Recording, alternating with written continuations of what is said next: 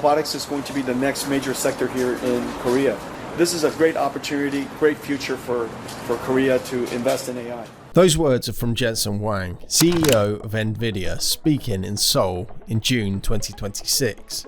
Just days later, NVIDIA signed deals with LG, Doosan Group, Hyundai, NAVER Corporation and SK Hynix, 5 of the biggest South Korean conglomerates, because the country he was standing in had just done something remarkable, and he had much more potential.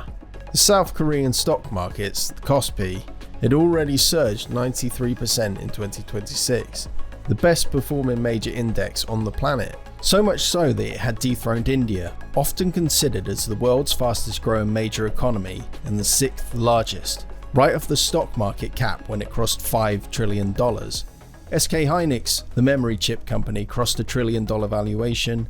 Samsung did the same.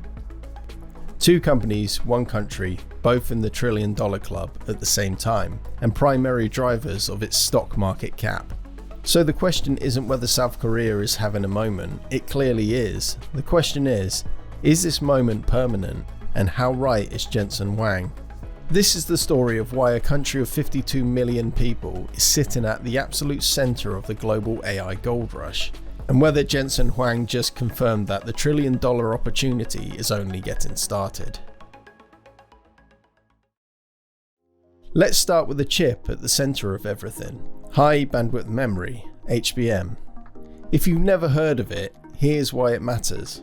Every AI GPU that powers ChatGPT, every data center running large language models, and every AI accelerator that NVIDIA ships all needs HBM. It's the ultra-fast memory that sits right next to the processor and feeds its data at speeds normal RAM simply cannot match. NVIDIA, the world's most valuable chip maker, gets roughly 90% of its HBM supply from SK Hynix. For NVIDIA's newest Vera Rubin platform, the company's most powerful supercomputing system yet, SK Hynix has locked in 70% of all HBM4 orders. Samsung handles most of the rest. And here's how sold out they are. SK Hynix has confirmed that its entire production of DRAM, NAND and HBM through 2026 is already allocated. NVIDIA signed a multi-year deal that covers every single platform it ships, including AI supercomputers, personal AI PCs and robotics computers. Now here's what this looks like in a real economy. In May 2026, South Korea's semiconductor exports hit $37.16 billion in a single month. That's up 169% from the same month the year before.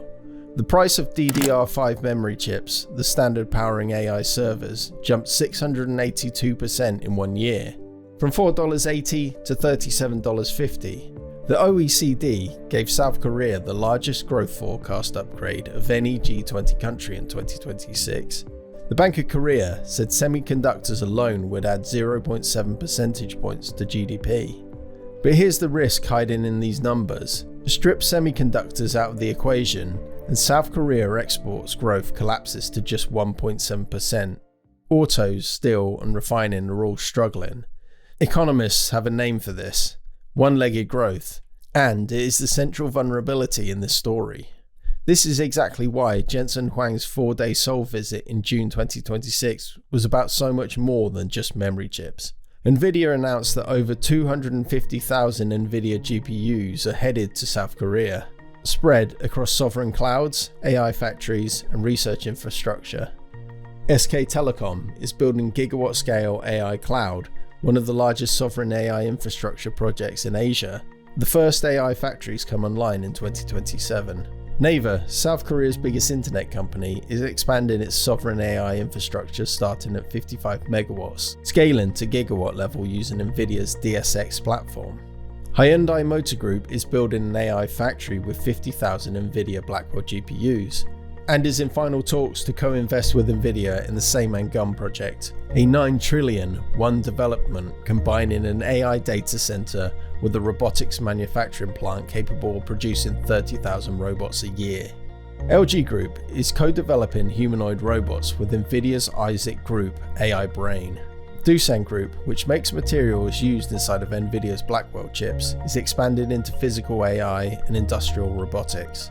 Here are the numbers that tie all of this together. South Korea already has the highest industrial robotics density in the world.